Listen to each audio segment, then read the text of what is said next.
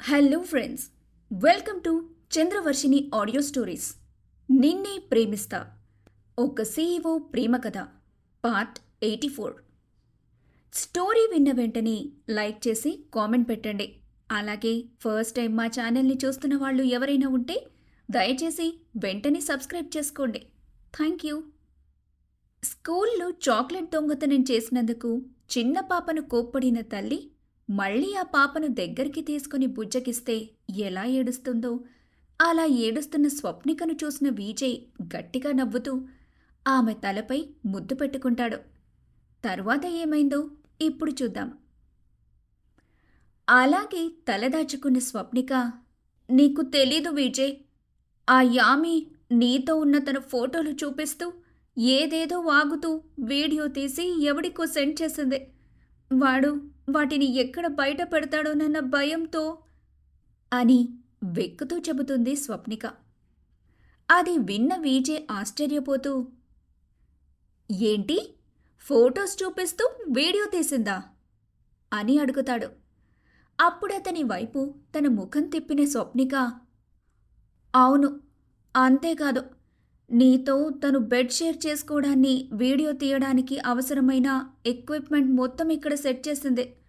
తెలుసా, నేను రావటం ఒక్క సెకండ్ లేట్ అయినా చాలా డేంజర్లో పడిపోయేవాళ్ళం అని బాధగా చెబుతుంది.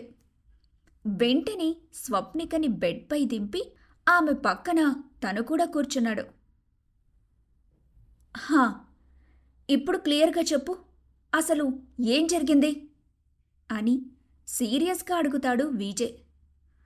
ఆ స్టూపిడ్ యామి నువ్వు లవ్ చేసుకున్నారని, ఆమెను నీ ఫ్రెండ్ అఖిల్ లవ్ చేస్తున్నాడని తెలిసి నువ్వు యామిని దూరం పెట్టావని అని చెబుతున్న ఆమె మాటలకు విజయ్ ముఖం కోపంతో ఎర్రబారిందే. ఆ మాటలకు పక్కనే ఉన్న గ్లాస్ టిపాయ్ మీద గట్టిగా పంచిస్తాడు విజయ్. అది పెద్ద సౌండ్తో బ్రేక్ అయ్యి గాజు ముక్కలు మొత్తం విజయ్కి గుచ్చుకుంటాయి. వెంటనే దిగ్గున లేచిన స్వప్నిక, అయ్యో, ఏంటి విజయ్, నిన్న కూడా మిర్రర్ బ్రేక్ చేశావు. నిన్న రాత్రి ఆ టెన్షన్లో వాటిని తీయటం వీలుకాక నువ్వు నిద్రపోయాక చేయికి గుచ్చుకున్న గాజు ముక్కలు తీసేశాను. ఇంకా నయం, నిన్న పెద్దగా గాయాలేమీ కాలేదు, మళ్ళీ ఇప్పుడు గుచ్చుకున్నాయి అని బాధగా అరుస్తూ చేయి పట్టుకుంది. వెంటనే ఫస్ట్ ఎయిడ్ బాక్స్ తీసుకొచ్చి ఆ గాజు ముక్కలను తీసేసి బ్లడ్ క్లీన్ చేసింది. ఆ డెవిల్ యామికి ఇంకా బలుపు తగ్గలేదు. నీ సంగతి చూస్తానే. పోనీ పాపం, ఒక ఆడపిల్లాని చూస్తుంటే నన్నే చీట్ చేస్తావా? ఈసారి నువ్వు మళ్ళీ నా జోలికి రాకుండా చేస్తానాగు అని పళ్ళు కొరుకుతూ అంటాడు. అతని వైపు సీరియస్గా చూస్తూ, ఇంత కోపం ఎందుకు విజయ్, కొంచెం కంట్రోల్లో ఉండొచ్చుగా అని బాధగా అంటుంది స్వప్నిక. ఎలా ఉండమంటావు? నిన్ను ట్రాప్ చేయడానికొచ్చి నీ బెస్ట్ ఫ్రెండ్తో లవ్వు కొవ్వు అని తిరిగి నీ ఫ్రెండ్కి మ్యాటర్ తెలిసి ఆ బాధ తట్టుకోలేక తను సూసైడ్ చేసుకుంటే నీకెలా ఉంటుందే అని అరుస్తాడు విజయ్.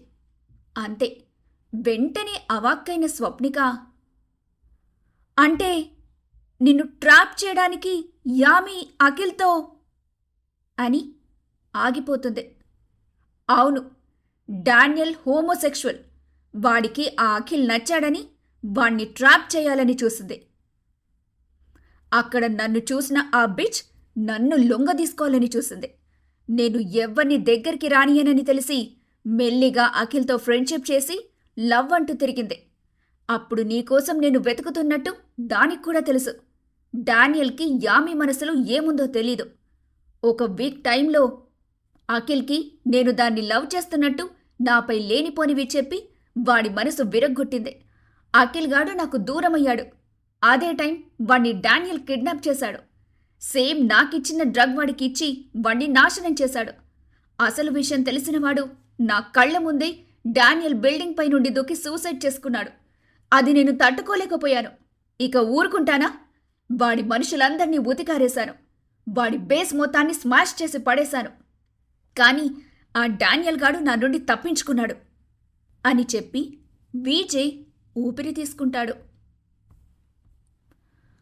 ఓహో, అందుకేనా యామిని మోసం చేసిన నువ్వు ఇండియా వచ్చాక నన్ను పెళ్లి చేసుకున్నావని, మళ్ళీ ఈ నైట్ ఆ యామిని తనతో గడపమని నువ్వు ఫోర్స్ చేశావని, అందుకే ప్రూఫ్ కోసం ఒక అమ్మాయి చేయలేని ఎవ్వరూ చేయని డేర్ని ఇప్పుడు నేను చేస్తున్నానని ఏడుస్తూ వీడియో తీసింది అని ఆశ్చర్యపోతూ అడుగుతుంది స్వప్నిక. అవును, యామి నిన్ను కూడా ఏదో అందని అన్నావు కదా. ఇదంతా అయ్యాక నా పైన కక్ష కట్టిన ఆ డానియల్ గాడు నా లైఫ్ని డెస్ట్రాయ్ చేయాలని నిన్ను చూస్ చేసుకున్నాడు అని అంటాడు విజయ్. ఉలిక్కిపడ్డ స్వప్నిక, ఏంటి, డానియల్కి నేను తెలుసా? నన్ను దేనికి చూస్ చేసుకున్నాడు అని అయోమయంగా అడుగుతుంది. ఎస్, నిన్ను లవ్ చేస్తున్నట్టు నీకోసం వెతుకుతున్న మ్యాటర్ అంతా ఆ డెవిల్ యామి వల్ల డానియల్ గాడికి పూర్తిగా తెలుసు అని అంటాడు. ఒక్కసారిగా స్వప్నికకు తను పడుకున్న బెడ్ గిర్రున తిరుగుతున్నట్టుగా, భూమి ఆకాశం తలకిందలైనట్టుగా అనిపించి విజయ్ను భయంగా చూస్తూ మెల్లిగా దూరం జరుగుతుంది. అంటే అంటే ఆ అన్నోన్ పర్సన్ గాడు నిన్ను పెళ్లి చేసుకోమని నన్ను ఫోర్స్ చేసింది నీకు తెలుసా? మరి మరి అని భయంగా అడుగుతుంది స్వప్నిక. తెలుసు, వాడు నీతో మాట్లాడిన మాటలు నేను విన్నాను. ఆ రోజు మార్నింగ్ నిన్ను చూడగానే నా మనసు హ్యాపీగా గాల్లో తేలినట్టు అనిపించింది. ఆ సంతోషంలో ఒక్కసారి ఏం చెయ్యాలో కూడా అర్థం కాలేదు. ఆ హ్యాపీనెస్ని బయటకు చూపించలేక, గుండెల్లో దాచుకోలేక లోపలే ఉక్కిరిబిక్కిరయ్యాను నేను. అతను చెబుతున్నప్పుడు ఆ ఫేస్లో కనబడుతున్న ఎక్స్ప్రెషన్స్ స్వప్నికకు చాలా గమ్మత్తుగా కనిపించాయి. అది చూసి ఆమె గుండెల్లో చెప్పలేని గుబులు మొదలవుతుంది. అది ప్రేమో, కంగారో, భయమో ఏంటో తెలియటం లేదు తనకి. డెస్టినేషన్ అంటే ఇదేనా? ఒంటరి తన జీవితంలో చేయి చాచే ఒక తోడు కోసం, నేనున్నానని తన భుజం చూపించే ఒక ఆసరా కోసం 1000 కళ్లతో ఎదురు చూసింది తను. కానీ తన కోసం వెతుకుతూ తెలియకుండానే తన లైఫ్లోకి దూసుకొచ్చిన 6.5 అడుగుల బుల్లెట్ ఇప్పుడు తన ముందు నిలువెత్తు రూపంలో ఉన్నాడు అని ఆలోచిస్తూ అతన్ని చూస్తుంది.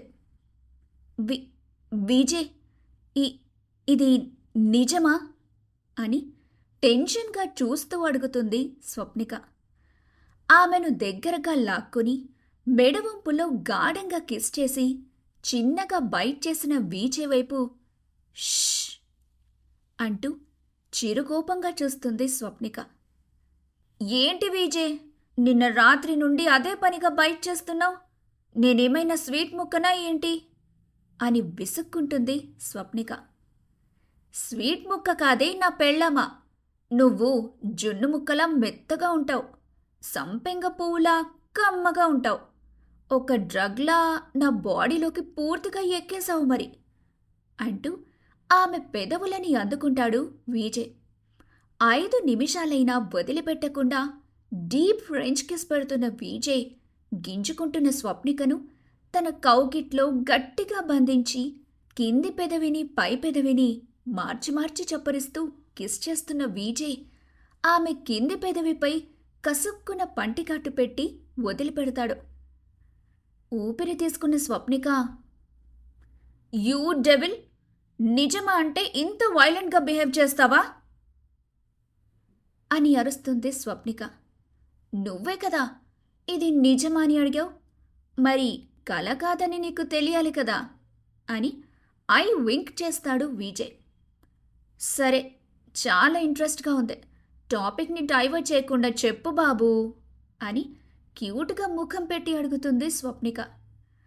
తర్వాత ఆ రోజు సాయంత్రం రెస్ట్ రూమ్లో చూశాను నిన్ను. మళ్ళీ పార్టీలో ఉన్న కంపెనీ సీఈఓగా నిన్ను చూసిన క్షణం హమ్మయ్య, ఇక నిన్ను వెతుక్కునే అవసరం లేదని ఫీల్ అయ్యాను. కానీ అదే రోజు రాత్రి ఆ హ్యాపీనెస్ పూర్తిగా డిస్ట్రాయ్ అవుతుందని, అది కోపంగా మారుతుందని ఎక్స్పెక్ట్ చేయలేదు నేను. అప్పుడు అసలు వాడు నన్ను పెళ్లి చేసుకోమని నిన్నెందుకు ఫోర్స్ చేస్తున్నాడో తెలుసుకోవాలని అనుకున్నాను. పార్టీలో మల్లికత్తయ్య నీ సిన్సియారిటీ గురించి, నీ గురించి చెప్పింది కదా. ఆ రాత్రి మత్తులో ఉన్న నీతో నేను కలిసిపోవడంతో ఇందులో నీ ఇన్వాల్వ్మెంట్ ఎంతుందో తెలుసుకున్న తర్వాత డెసిషన్ తీసుకుందామని నిన్ను 6 నెలల కాంట్రాక్ట్ మ్యారేజ్ చేసుకున్నారు. నీకు నేను సపోర్ట్ చేస్తానని తెలిసేలా ప్రతిసారి నిన్ను వదిలిపెట్టను. లైఫ్ లాంగ్ కలిసి ఉంటామని చెప్పాను. కనీసం అప్పుడైనా నువ్వు నన్ను అర్థం చేసుకొని బయటపడతావనుకున్నా. ఉహుం, లాభం లేదు. క్లీన్ చిట్ ఉన్న నిన్ను దేని గురించో బ్లాక్మెయిల్ చేస్తున్నారని నాకు అర్థమైంది. నాపై అటాక్ జరిగిందని తెలిసిన ప్రతిసారి నువ్వే నన్ను సేవ్ చేశావు అని అంటాడు విజయ్. నీకంతా తెలిసినా కూడా ఏం తెలియని ఇన్నోసెంట్లా బిహేవ్ చేశావు. కానీ నాకు ప్రతిసారి నీ మీద డౌట్ వచ్చేది. ఇంత నెట్వర్క్ ఉన్న నువ్వు నా గురించి తెలుసుకోలేవా అని. అదే సరే, తర్వాత నాతో అవసరం లేదని ఆ స్వీటీని యూజ్ చేసుకున్నారు. ఎందుకో నీకు తెలుసా అని అడుగుతుంది స్వప్నిక. ఎందుకంటే నిన్ను లవ్ చేసిన విషయం ఆ డానియల్ గాడికి తెలుసు కదా. నీతో పీకల్లోతు ప్రేమలో పడిపోయి నిన్ను పెళ్లి చేసుకున్న తర్వాత నీతో నాకు డివోర్స్ ఇప్పించి మనోవర్తిగా నా నుండి పెద్ద మొత్తంలో లాగాలని వాళ్ల ప్లాన్ అని చిన్నగా నవ్వుతూ చెప్పాడు విజయ్. మరి అలా చెప్పకుండా మధ్యలోనే నాతో పని లేదని అన్నారు కదా అని అయోమయంగా అడిగింది. దానికామెను గాఢంగా హక్ చేసుకుని, అదిగో అక్కడే నీకు పడిపోయాను. ఎంతలా అంటే ఇక నేను తిరిగి లేవలేనంత. నువ్వు నా గుండెల నిండా నిండిపోయావు. నువ్వు నిజంగా చాలా మంచిదానివే. నీకంటూ కొన్ని ఎథిక్స్ ఉన్నాయి అని ఆమె బుగ్గల మీద పెదవులతో రాస్తూ అంటాడు విజయ్. అతని కళ్ళల్లో కళ్ళు పెట్టి ఆశ్చర్యంగా చూస్తూ, అదే ఎలా తెలిసింది అని చెదిరిన కాటుక కళ్ళను విప్పార్చుకొని అడుగుతుంది. ఆ రోజు నువ్వు మామ్తో ఛాలెంజ్ చేశాక నాకు చెప్పకుండా ఆర్థో డాక్టర్ని కలిసి మామ్ రమ్మంటే తన హాస్పిటల్కి వెళ్ళావు కదా. అక్కడ మా మామ్ నీతో కొన్ని డాక్యుమెంట్స్పై సైన్ చేయించింది, గుర్తుందా అని అడుగుతాడు విజయ్. ఆమె అవునంటూ తల ఊపుతుంది. ఈ ఇంటి కోడలిగా ఉన్న నీకు రవిచంద్ర శాస్త్రిపై ఎటువంటి హక్కు లేదని, ఒకవేళ విడాకులు తీసుకున్నా ఎటువంటి అలిమోని ఇవ్వమని, నువ్వు నాతో ఉన్నన్ని రోజులు నీ మెయింటెనెన్స్ కోసం మంత్లీ కొంత ఇస్తామని నీతో అగ్రిమెంట్పై సైన్ చేయడానికి పిలిచింది. కానీ నువ్వు నాకేదీ వద్దు, మన ఆఫీసులో ఉద్యోగం ఉంది చాలని ఆ క్లాజ్ని కొట్టేశావు. అది చాలదా నువ్వెలాంటి దానివో తెలుసుకోవడానికి అని అంటాడు విజయ్. ఎస్, ఇప్పుడు అర్థమైంది. ఆ అన్నోన్ పర్సన్ గాడు ఎన్నోసార్లు అడిగినా పెళ్ళయ్యాక చెబుతానని అనేవాడు. ఎందుకా అని అంటుంది. మళ్ళీ వెంటనే, మరి ఇదంతా నీకు ఒక్కసారి ఆగిన స్వప్నిక, ఓ మర్చిపోయా, నీ నెట్వర్క్ చాలా ఫాస్ట్ కదా అని మళ్ళీ తనే అంటూ, మరి ఈ విషయం వాళ్ళకెలా తెలిసింది అని ఆశ్చర్యంగా అడుగుతుంది. దానికి ఒక ఈవిల్ స్మైల్ ఇచ్చిన విజయ్, అది లీక్ అయ్యేలా చేసింది నేనే అని అంటాడు. ఎందుకు? వాడు మనిద్దరిని చంపడానికా అని భయంగా అడుగుతుంది. దానికి నువ్వే రీజన్ అని అంటాడు విజయ్. ఏంటి అన్నట్టు టెన్షన్గా చూస్తుంది Swapnika. Yes my dear sweetheart, నువ్వు నా ప్రాణం. నిన్ను వాడు మాటిమాటికి ఫోన్ చేసి టార్చర్ పెడుతుంటే నువ్వు టెన్షన్ పడటం నేను తట్టుకోలేకపోయాను. నిన్ను వాడు ఏదైనా చేసేలోపు నిన్ను సేవ్ చేసుకునే సత్తా నాకుంది. నీ వరకు ఏదైనా ప్రాబ్లం వస్తే అది నన్ను దాటొస్తుంది అని అంటాడు విజయ్. అప్పుడు స్వప్నిక మైండ్లో ఒక్కసారిగా ఫ్లాష్లా లైట్ వెలుగుతుంది. అవును, నిన్న కూడా వాడు ఫోన్ చేస్తేనే ఇక్కడికొచ్చావని, ముకుందం నుండి తనకి ఎలాంటి మెసేజ్ రాలేదని, తీరా వచ్చాక ఇక్కడ ఎదురొచ్చిన ముకుందం ఈ విషయం చెప్పాడని, అందుకే తను విజయ్కి చెప్పకుండా తొందరపడ్డానని, లాస్యాని కూడా యామి చీట్ చేసిందని తెలిసే తను పరశురాంతో అతని కూతురు లాస్యని పంపించానని తెలిస్తే, ఇంత జరిగాక కూడా తను ఈ విషయం దాచిపెట్టానని తనని తప్పుగా అనుకుంటే అని మనసులో ఆలోచిస్తున్న స్వప్నిక గుండె భయంతో కొట్టుకుంటుంది. విజయ్, నువ్వు ముందు వెళ్ళి ఫ్రెష్ అయ్యిరా అని అంటుంది. నో ప్రాబ్లం స్వీట్ హార్ట్, నువ్వు నేను ఇద్దరం ఒకేసారి ఫ్రెష్ అయితే టైం సేవ్ అవుతుంది. నేను నిన్ను ఇబ్బంది పెట్టను, ఓకేనా అని కొంటెగా చూస్తూ ఉంటాడు. అతని చూపుల్లో లీలగా కనబడుతున్న కొంటెతనాన్ని గుర్తుపట్టిన Swapnika, no Vijay, I don't trust you. Please, నేను కొద్దిసేపు ఇలా కళ్ళు మూసుకొని పడుకుంటాను, హెడ్ఏక్గా ఉంది అని ప్లీజింగ్ టోన్తో అడుగుతుంది. ఆమెని సీరియస్గా చూస్తాడు విజయ్. దేవుడా, వీడు నా ఫేస్ని డీప్గా స్కాన్ చేస్తున్నాడు. చచ్చి చెడి నా మైండ్లో జరిగే ఫీలింగ్స్ని వీడు ఖచ్చితంగా గుర్తుపడతాడు అని టక్కున కళ్ళు మూసుకుంటుంది. అప్పటి వరకు మామూలుగా ఉన్న ఆమె ఒక్కసారిగా డల్ అవ్వటం కనిపెట్టిన Vijay, who, something is fishy fishy. దీని మైండ్లో ఏదో రన్ అవుతుంది. అదేంటో కనుక్కోవాలంటే ఇప్పుడు దీన్ని వదిలిపెట్టింది బెటర్ అని అనుకున్న విజయ్ ఒక్కసారిగా చిన్నగా నిట్టూర్పు విడుస్తూ, హో, ఓకే, టేక్ రెస్ట్. నేనన్నది నీ బాడీకి కాదు, నీ మైండ్కి రెస్ట్ ఇవ్వు. ఇప్పుడే నీ బుర్రలో ఏదైనా చెత్త ఉంటే తీసేయి. ఎలాంటి భయం లేకుండా ఇల్లు అండ్ ఆఫీస్ మెయింటైన్ చేయి. ఇక నుండి నీ టెన్షన్స్ నావి. నన్ను ఎలా హ్యాపీగా ఉంచాలో నువ్వు చూసుకో అని చిన్నగా హింట్ ఇస్తూ వాష్రూంలోకి దూరుతాడు విజయ్. అతను తనని వదిలిపెట్టి వెళ్ళిపోవటంతో అప్పటి వరకు ఊపిరాడనట్టు ఉక్కిరిబిక్కిరవుతున్న స్వప్నిక గుండెల నిండా గాలి తీసుకుంటుంది. అమ్మో, ఇప్పుడెలా? నేను ఆ అన్నోన్ గాడి గురించి చెప్పాలా వద్దా అని ఆలోచిస్తున్న స్వప్నిక ఇన్నర్ వాయిస్ టక్కున లేచి కూర్చుంటుంది. ఇంకా ఏంటే, నీ టెన్షన్స్ అన్నీ అతనివంటున్నాడు. అతన్ని హ్యాపీగా ఉంచమని అంటున్నాడు. ఇన్నేళ్ల నీ పరుగుల జీవితానికి ఇకనైనా ఫుల్ స్టాప్ పెట్టు. నీ అనుమానాలు, భయాలు అతని ముందుంచు.